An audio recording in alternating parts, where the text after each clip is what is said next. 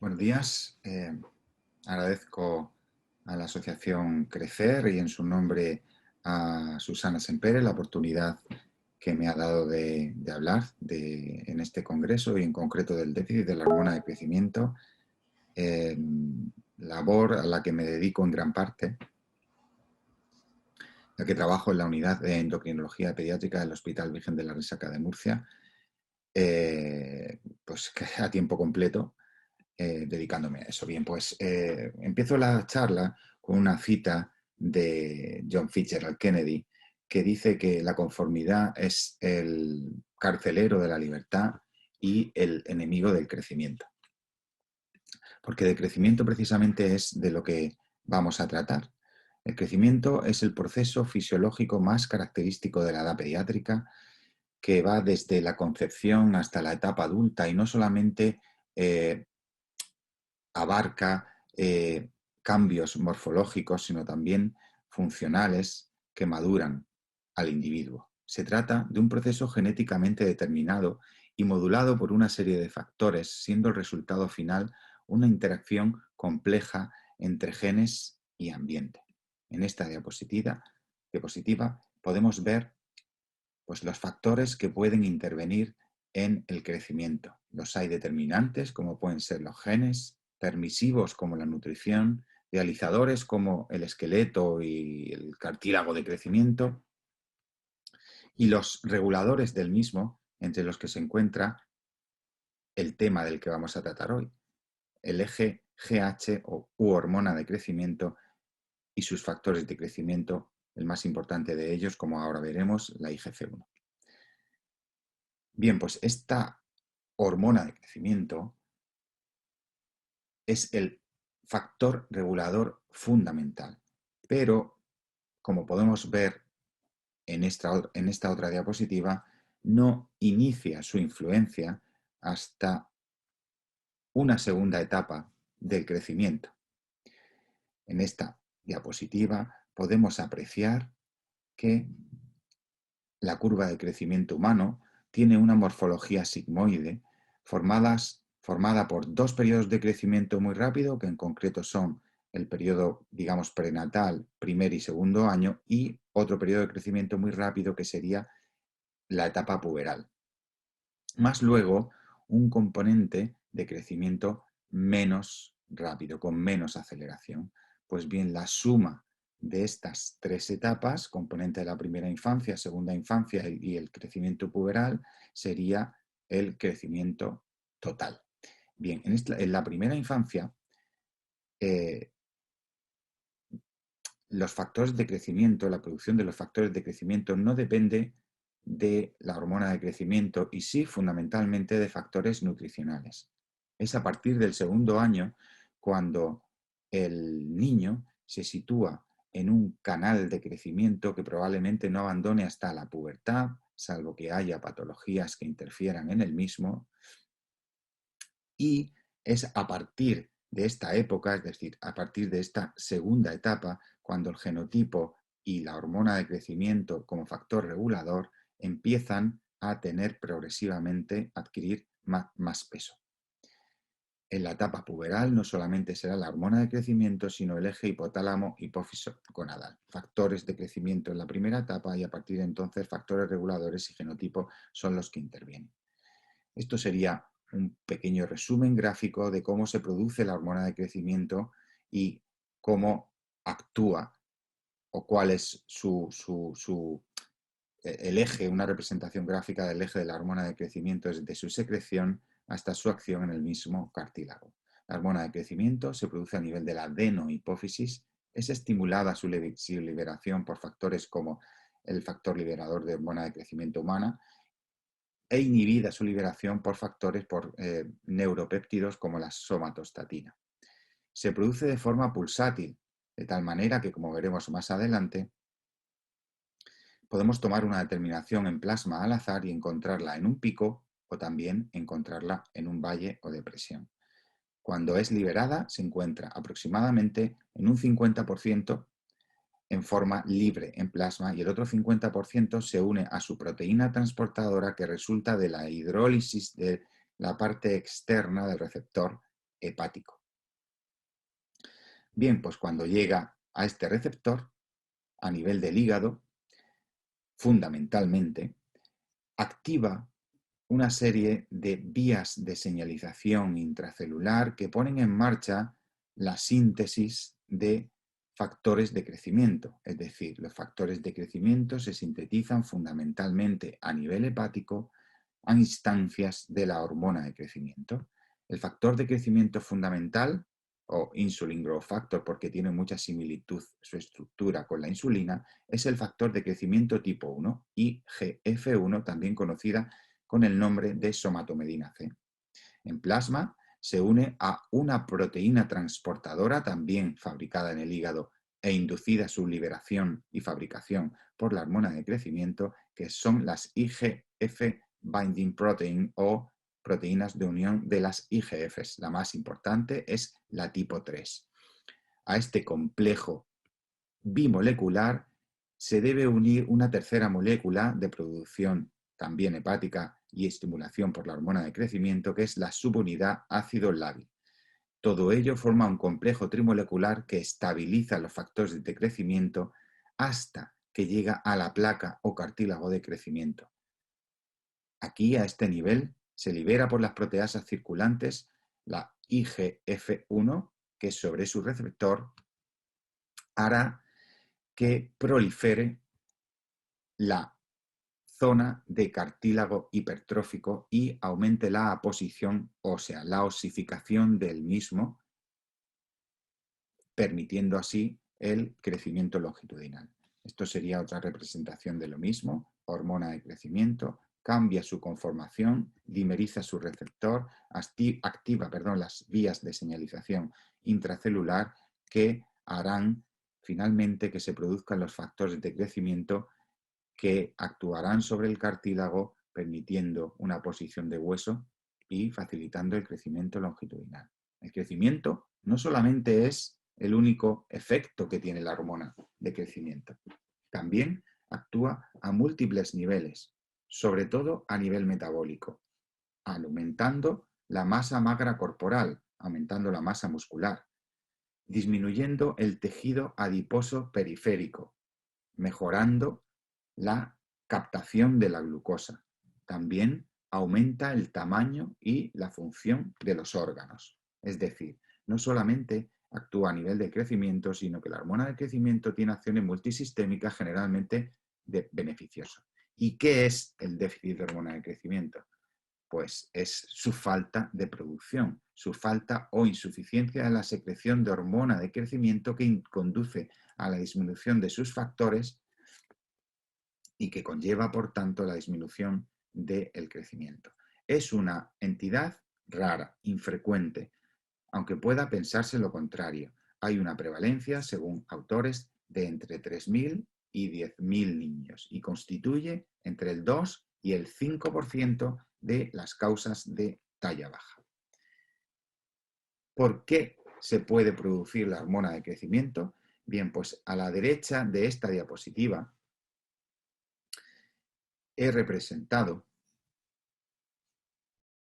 el eje de secreción, de producción, de liberación, de secreción y de acción de la hormona de crecimiento y sus factores de crecimiento. Si nos ceñimos al déficit propiamente dicho de la hormona de crecimiento, hablaríamos de esta parte superior del eje. El déficit de la hormona de crecimiento puede ser aislado y combinado. Ambos, es decir, tanto si el déficit es único en cuanto a las hormonas hipofisarias o si asocia otros déficits a nivel de hormonas hipofisarias, puede ser tanto de origen congénito, es decir, que ya se tiene al nacimiento de causa genética o malformativa, como de tipo adquirido. Cuando el déficit es múltiple, los genes que pueden justificar este déficit suelen ser genes que codifican para factores de transcripción que influyen en el desarrollo embrionario tanto de hipotálamo como de hipófisis. Mientras que cuando el déficit es aislado, suelen ser los genes implicados, codifican para la transcripción o bien de la propia hormona o bien de su factor liberador. La herencia de los primeros es compleja, suele ser más simple o mendeliana, monogénica, por así decirlo, en el caso de que sea un déficit aislado. Además, no tenemos que olvidarnos de las causas adquiridas. Cualquier traumatismo, infección o tumor o enfermedades graves del sistema nervioso central, como la histiocytosis, pueden justificar que una persona que no nació con el déficit lo vaya adquiriendo a lo largo de su desarrollo. Pero no debemos olvidarnos y tenemos que tener muy claro que la causa fundamental de la deficiencia de producción de hormona de crecimiento es la idiopática. Hasta en un 80% de los casos no vamos a saber por qué un niño no produce o produce de forma insuficiente la propia hormona de crecimiento. Esta segunda parte, esta parte inferior de la gráfica, en definitiva, que sería la afectación tanto del receptor de la hormona de crecimiento a nivel hepático como de la producción de los factores como algún tipo de alteración en su órgano diana, bien en el cartílago de crecimiento o bien en el receptor de los factores de crecimiento, justificarían también hallazgos clínicos como en el primer caso, como en la parte superior. Estaríamos hablando de todas estas entidades en las que no voy a entrar, que cada día se encuentran mejor caracterizadas, en las que se conoce no solamente su genética, sino también la expresión clínica, fenotipo y hallazgos, y que en algunos casos suelen responder al tratamiento con la propia hormona. ¿Qué niños tendremos que estudiar para descartar un déficit de la hormona de crecimiento? Pues aquellos que tengan una talla baja. Ya sabemos que la talla baja se define como aquella que se encuentra situada por debajo de 2 desviaciones estándar para la edad y sexo en relación a la media de población de referencia. No es sino un concepto estadístico. Si escogemos un niño de una población determinada, por ejemplo, española, será considerado de talla baja siempre que el 97% de los niños de su sexo y de su misma edad tengan una talla mayor que la suya. Además, no solamente tendremos que estudiar a los niños de talla baja, sino también a los niños que presenten un hipocrecimiento, que son aquellos que tienen una estatura muy por debajo de la de su talla diana, o que su velocidad de crecimiento está por debajo del percentil 25 mantenida entre 1 y 2 años, o cuya predicción de talla o estimación de talla final, de talla adulta, se encuentra muy por debajo, hasta 2 desviaciones estándar de su talla diana. ¿Y cómo haremos el diagnóstico de estos niños de talla baja para llegar al diagnóstico de deficiencia de hormona de crecimiento? Pues resulta muy útil a los niños de talla baja clasificarlos según si cumplen criterios de talla baja patológica y por exclusión llegaríamos al diagnóstico de talla baja idiopática. Es decir, niños de talla baja patológica son aquellos a los que se diagnostica de una causa justificada para que tengan esa talla baja. De entrada, algo que siempre tendremos que hacer es medir segmentos corporales para establecer si se trata de una talla baja desproporcionada o una talla baja proporcionada cuando los segmentos corporales son normales. Nos referimos a la envergadura o distancia entre las dos, entre las puntas de los dos dedos con los brazos en extensión y abiertos, o también la estimación de la longitud de los miembros inferiores mediante la comparación de la talla sentado con la longitud o talla total. Bien, una vez establecido si se trata de una talla baja desproporcionada o proporcionada, tendremos que llegar al diagnóstico definitivo. Las tallas bajas desproporcionadas suelen corresponder generalmente a displasias óseas, mientras que las tallas bajas proporcionadas pueden ser de origen prenatal, generalmente los niños pequeños para la edad gestacional, o postnatal, entre las que nos encontraremos las endocrinopatías y más concretamente el déficit de la hormona de crecimiento, que son causas raras de talla baja e incluso de talla baja proporcionada. Como he dicho anteriormente, al diagnóstico de talla baja idiopática se llegará cuando se hayan excluido el resto de causas. La talla baja idiopática puede presentar antecedentes de talla baja familiar. Se trata de niños cuyos padres tienen una talla baja, cuya talla genética o parental o diana es baja, y son niños que van a crecer generalmente a una velocidad de crecimiento normal, alcanzando, pero siempre en torno al percentil 3 o algo más bajo, alcanzando su talla genética final. El retraso constitucional de crecimiento y desarrollo son niños que suelen crecer también en torno al percentil 3 o por debajo, con una edad ósea muy retrasada, pero que hacen un estirón puberal tardío, un desarrollo puberal tardío y por lo tanto están creciendo durante más tiempo que los demás, generalmente llegando también a su talla genética. No es descartable la asociación de ambas y finalmente cuando no tienes antecedentes ni de talla baja familiar ni de retraso constitucional de crecimiento y desarrollo, pues sería una talla baja idiopática. Bien, cuando estamos ante un niño con una talla baja, hay determinados hallazgos que nos pueden sugerir que presente un déficit de hormona de crecimiento. Esos hallazgos, cuando se presentan desde bien temprano, suelen coexistir con una deficiencia grave de la misma hormona. Por ejemplo, un niño con antecedentes de haber presentado durante el periodo neonatal hipoglucemia e ictericia colestásica, ictericia con bilirrubina directa. En ese caso, sugeriría un déficit de hormona de crecimiento.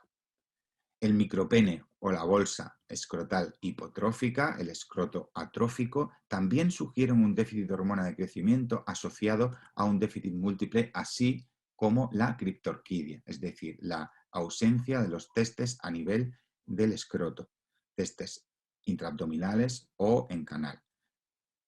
Por supuesto, los antecedentes de radioterapia craneal, traumatismo craneoencefálico grave, infección grave o patología tumoral del sistema nervioso central, es decir, cualquier enfermedad grave que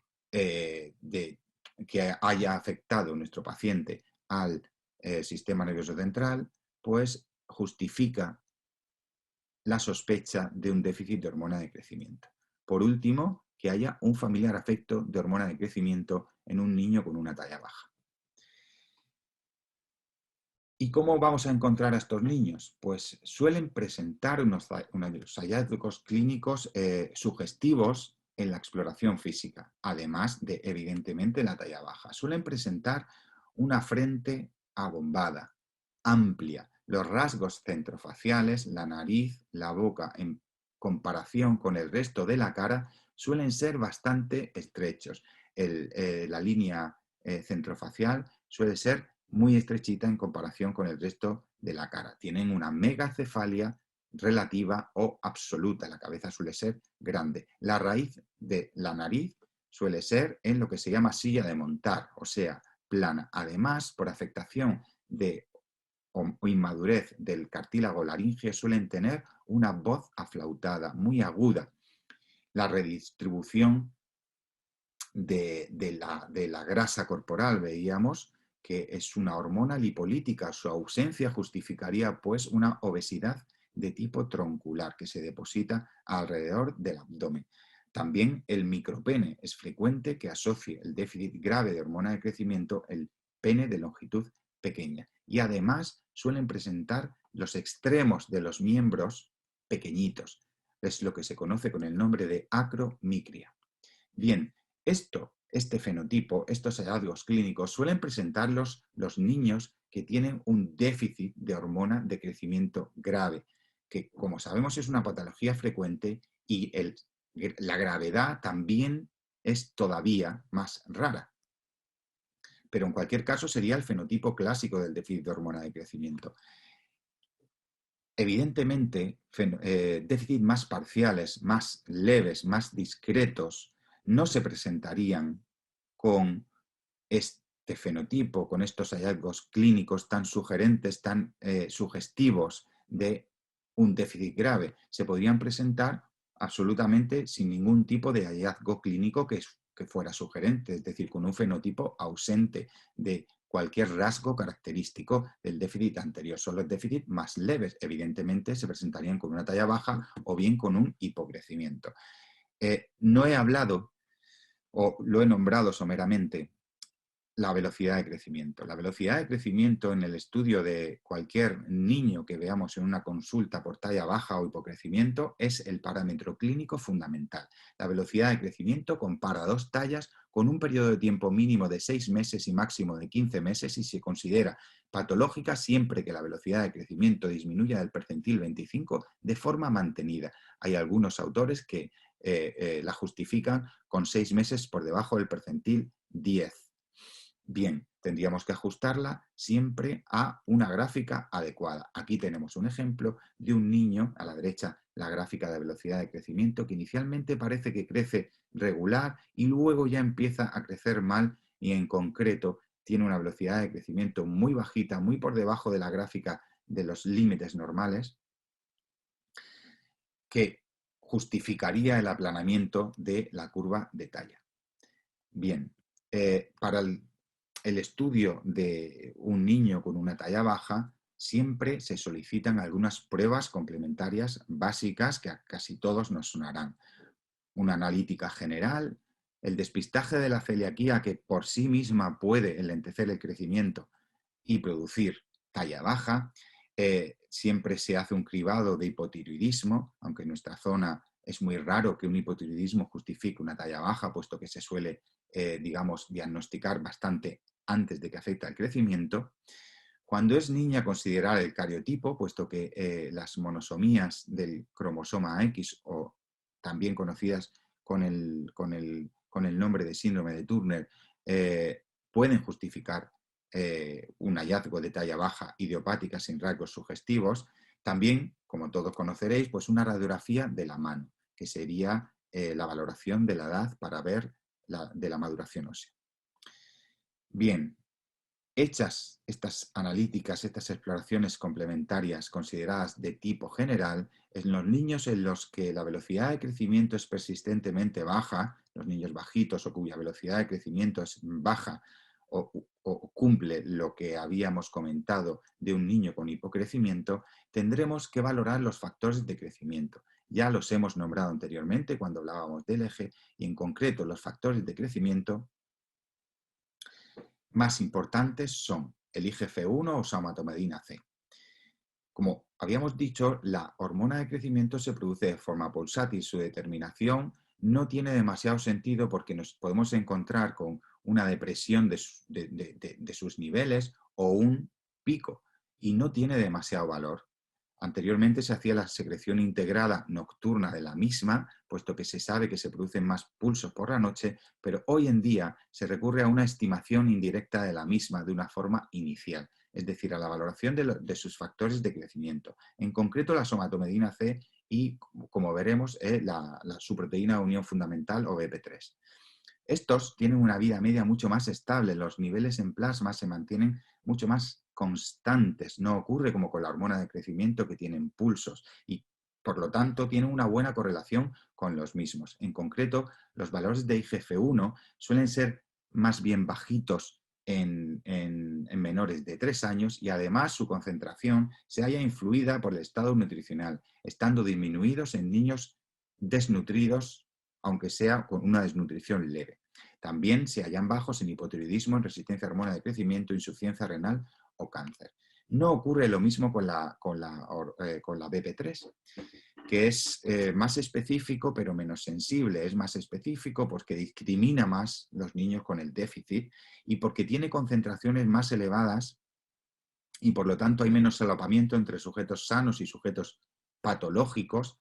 Tiene concentraciones más elevadas incluso en los 3 primeros años de vida, además de que se encuentran menos influidas por el desarrollo puberal, por la edad y por el estado nutricional. Nosotros solemos pedir los 2 factores de crecimiento. De tal manera que en niños bajos, con una velocidad de crecimiento baja, en los que encontremos valores de factores de crecimiento por encima del percentil 50, o sea, normales, es raro que tengan un déficit de hormona de crecimiento. Mientras que en los que crezcan poco y además tengan unos valores de crecimiento en la parte baja de la normalidad, ese déficit es probable y en esos niños serían los que deberíamos valorar los test de estímulo que a continuación veremos.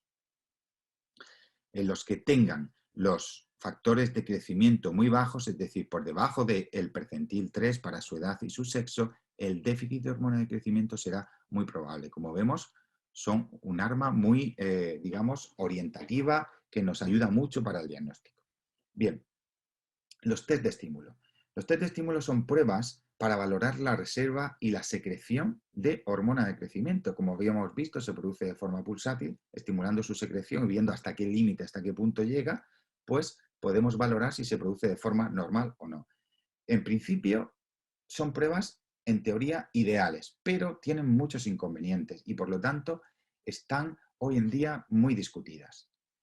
Lo que ocurre es que, como vemos en esta parte derecha de la diapositiva, siendo este el documento, un documento de este propio año, el año 2020, editado por el Ministerio de Sanidad, son pruebas que para el diagnóstico de déficit de hormona de crecimiento y para su indicación en el comité, que es obligatorio para que se permita su financiación pública, pues se consideran obligadas, salvo en casos en los que se demuestre un déficit múltiple con correlación orgánica a nivel del sistema nervioso central. Bien, pues los inconvenientes, pues no solamente es el riesgo que tienen los propios test, por ejemplo, el de hipoglucemia, es de toda lógica el pensar que hay riesgo cuando sometemos a un niño a una hipoglucemia, que es un estímulo muy potente para la producción de hormona de crecimiento, sino también la diferente respuesta tanto en niños patológicos como en niños normales, la falta de homogeneidad a la hora de realización de los mismos, el límite de corte, que son arbitrarios para considerar cuándo la respuesta es normal o no. Y además, otras, como por ejemplo, que son pruebas que pueden resultar caras y molestas para padres y niños que han de acudir otro día más a la consulta. Este es un artículo del profesor Carrascosa de Barcelona, del Hospital Valle de Hebrón, en la que compara la diferente respuesta al tratamiento con hormona de crecimiento en niños que ha clasificado según la respuesta a los test, sean estos muy patológicos, menos patológicos o normales. Y como podéis intuir aquí, pues la respuesta a la hormona de crecimiento durante los 2 primeros años de la misma es muy similar. Es decir, apoya el hecho de que sean discutidos y controvertidos hoy en día estos test de estímulo. Los test de estímulo más utilizados generalmente son el test de insulina, un estímulo muy potente, la inducción de una hipoglucemia, y el test de clonidina. Otro test de estímulo que se suele utilizar para la discriminación de si se trata de una resistencia a la hormona de crecimiento es el test de somatomedinas o el test de factores de crecimiento. Lo que se hace en esta situación es poner tratamiento con hormona de crecimiento durante varios días y medir la respuesta en función de factores de crecimiento que ello conlleva. Nos sirve para discriminar entre si hay una resistencia o lo que se conoce con el nombre de GH bioinactiva. En definitiva, ya hemos estudiado muy bien cómo sería una aproximación diagnóstica a la hormona. En definitiva, nos encontraríamos con un niño de talla baja, velocidad de crecimiento disminuida. Siempre analizaríamos los factores de crecimiento. En caso de que se trate de factores de crecimiento normal o elevado, hemos dicho que sería el déficit improbable, podríamos descartar algunas otras situaciones, como por ejemplo la alteración del gen SOX o que hubiese un déficit del receptor de IGF-1. Lo más frecuente en estos niños es encontrarnos IGF-1 disminuidas. En esos casos tendremos que recurrir a los test de estímulo. Si los test de estímulos resultan normales, recurriremos entonces a este test de generación que hablábamos en la diapositiva previa. Si la respuesta es normal, consideraremos que se trata de una GH bioinactiva que lleva tratamiento con hormona de crecimiento, y si hay ausencia de respuesta, generalmente se tratará de una resistencia a hormona de crecimiento o también de alguna alteración de la segunda parte de la gráfica que veíamos. con unos hallazgos bioquímicos característicos en los que no voy a entrar. En caso de que los test fueran patológicos, estaríamos ante un déficit de hormona de crecimiento que puede ser múltiple o que puede ser aislado, obligada a la realización de una resonancia magnética que nos podría orientar a la hora de seguir digamos, filiando el diagnóstico de la misma. ¿Cuándo tenemos que recurrir a los estudios genéticos en el déficit de hormona de crecimiento? Porque no siempre han de hacerse estudios genéticos. Los estudios genéticos, como he dicho, resultan muy poco rentables, no son baratos y ya sabemos, como hemos dicho, que el 80% de los casos en el déficit de hormona de crecimiento son idiopáticos, no tienen una causa determinada. Recurriremos entonces a los estudios genéticos cuando el fenotipo clínico de la deficiencia sea muy sugestivo, como es en el caso de esta imagen de un artículo del profesor Argente, cuando tenga un hipocrecimiento armónico superior o, digamos, inferior por debajo de talla de -3 desviaciones estándar, que es lo que se considera un hipocrecimiento grave, cuando asocien micropene o hipoglucemia grave sugestivos de no solamente un déficit grave, sino también de un déficit múltiple, anomalías de la línea media cerebral o bien de la línea media clínica, como por ejemplo un incisivo central único, varones afectados de hipogamaglobulinemia o algunos diagnósticos de talla baja idiopática extrema. Bien, en general, como ya digo, no se solicitan siempre. La resonancia en un déficit de hormona de crecimiento siempre es obligado solicitarla. Primero porque nos puede hacer excluir a niños que vamos a tratar de hormona de crecimiento y que tienen un tumor subyacente que no había dado la cara, un tumor cerebral. Segundo, porque nos puede diagnosticar de anomalías morfológicas congénitas del hipotálamo y de la hipófisis. También porque predice la respuesta a la hormona de crecimiento y la necesidad de su utilización durante la etapa adulta. Se hace con una resonancia magnética de alta precisión con de hipotálamo-hipófisis, de la región hipotálamo-hipofisaria, con o sin contraste, que lo decidirá el radiólogo. Bien, y por último, vamos a hablar del tratamiento. El tratamiento con la hormona de crecimiento es un tratamiento que se lleva utilizando desde el año 1985, en el que se comercializó la hormona de crecimiento recombinante, hormona de similar estructura a la humana, que se obtiene por ingeniería recombinante mediante la inclusión del material genético de la hormona, de los genes que sintetizan la hormona, en bacteria tipo Escherichia coli. Bien, es de administración diaria, subcutánea, se suele iniciar en el déficit con una dosis inicial de entre 0,030 y 0,035 miligramos por kilo y día.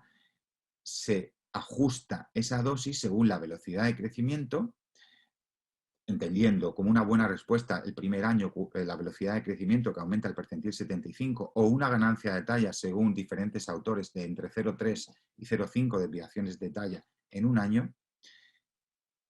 También se hace el ajuste de la dosis con los niveles de IGF-1, los niveles de factores de crecimiento.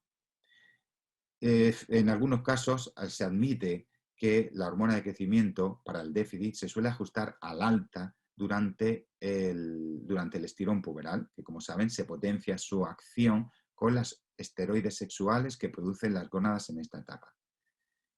La hormona de crecimiento se puede administrar mediante varios dispositivos. Estos tres, por ejemplo, este sería una pluma con cartuchos que se ajusta a la dosis que queremos poner. Esta sería una monodosis que lleva ya la jeringuilla, que lleva ya la aguja. Una monodosis, no tendríamos que ajustar nada, solamente inyectarla. Este sería un dispositivo algo más complejo, más preciso, un dispositivo digital que esconde ya la aguja. Y este último sería el único dispositivo que existe en el mercado actualmente, que es un dispositivo que administra la hormona por aire comprimido.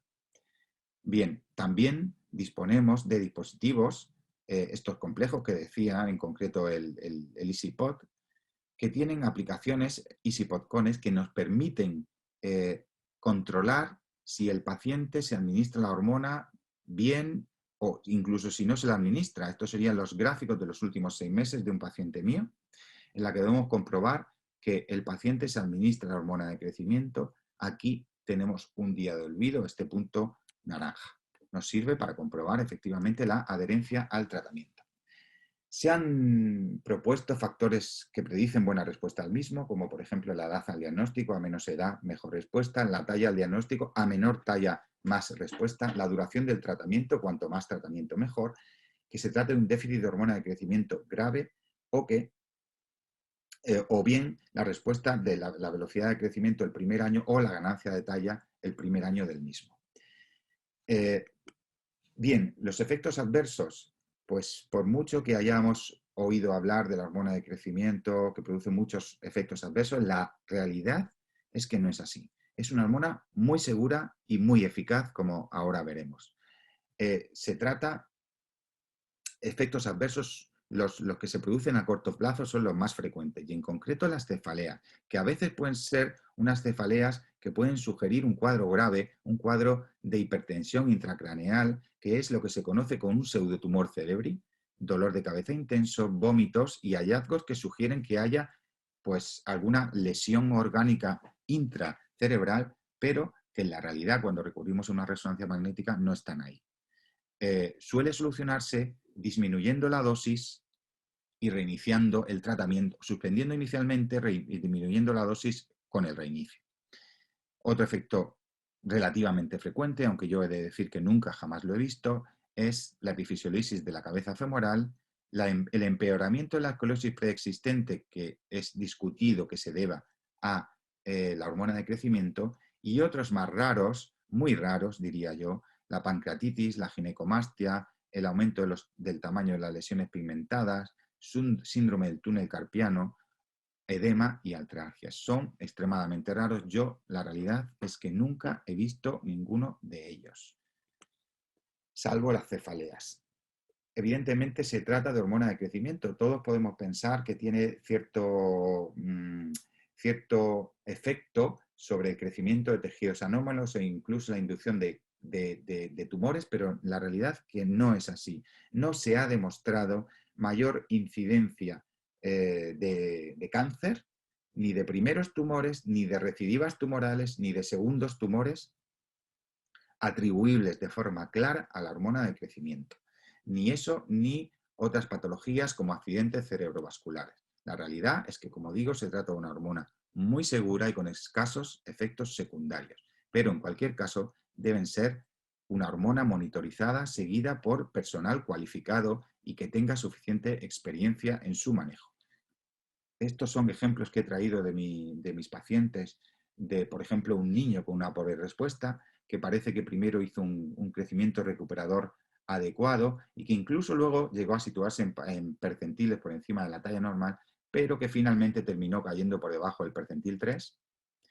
Esto sería una respuesta aceptable de la misma, que parece que va hacia su talla genética, y esto sería una respuesta que podríamos considerar excelente. Es un niño que hizo un catch-up growth en menos de un año, es un niño que debe decir con un déficit múltiple y con una correlación orgánica, con lo que se conoce como un síndrome de interrupción del tallo hipofisario, y tiene una excelente respuesta al tratamiento con hormona de crecimiento, situándose ya en parámetros casi de talla alta.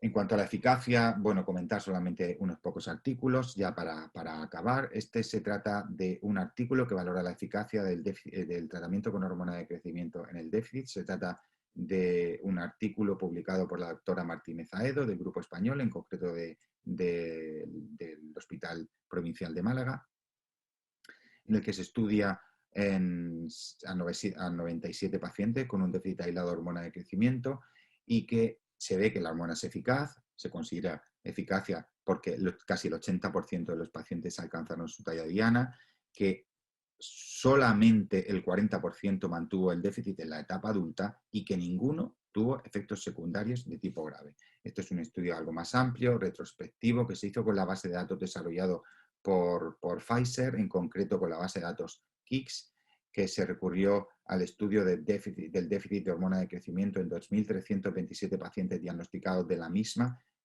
tanto múltiple como de forma aislada, destacando que hasta el 90% de los pacientes con el déficit aislado alcanzó la talla final y el 81% de los múltiples, habiendo mayor ganancia de talla y talla final en los múltiples, aunque más diferencia con la talla diana a la que no llegaron. La mayoría de la talla, destacar que se gana en época prepuberal y que el mejor predictor de respuesta en este estudio es la velocidad de crecimiento en el primer año. Este es otro estudio similar, con menos pacientes, también basada en la base de datos KICS, también estudiados pacientes tanto con déficit aislado como con déficit múltiple y con hallazgos clínicos similares. Talla final cercana a la talla diana, mayor ganancia de talla en déficit múltiple, aunque menor talla final y más diferencia con la talla diana.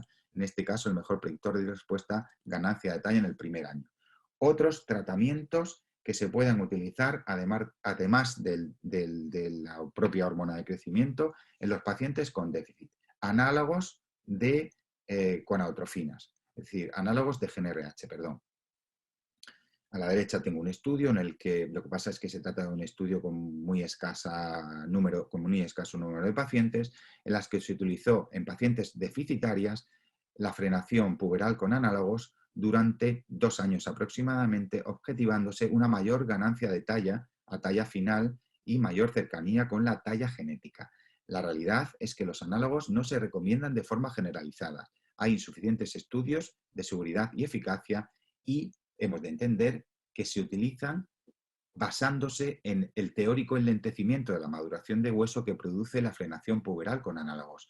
Los estrógenos son las hormonas que más hacen madurar el hueso. Hemos de entender fácilmente que a niñas que se les frena la producción de estrógenos mientras se mantiene la hormona de crecimiento van a tener más terreno, que va a ser una edad ósea que no madura tan rápidamente, para el crecimiento.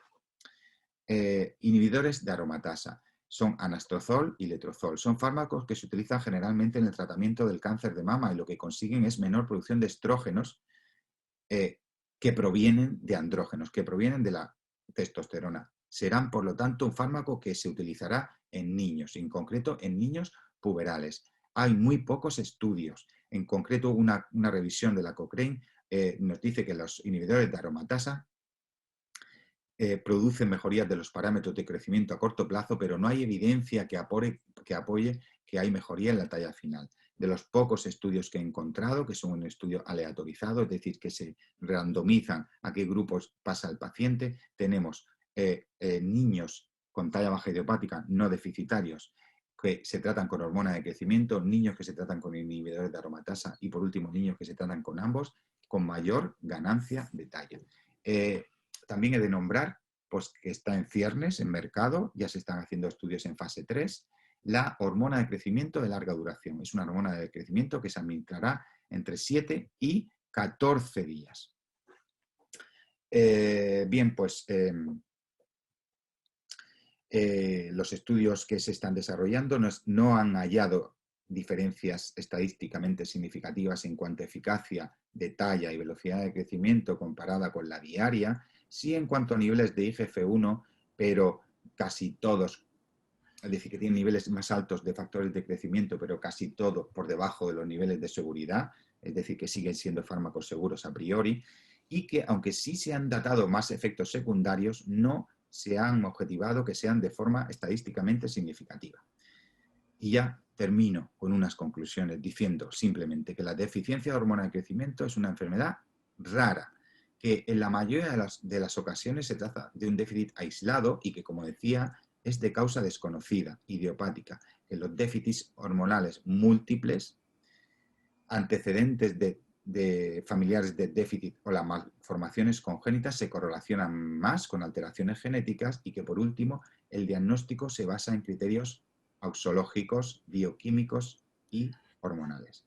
Y nada más, quedo dispuesto para el turno de preguntas. Muchísimas gracias.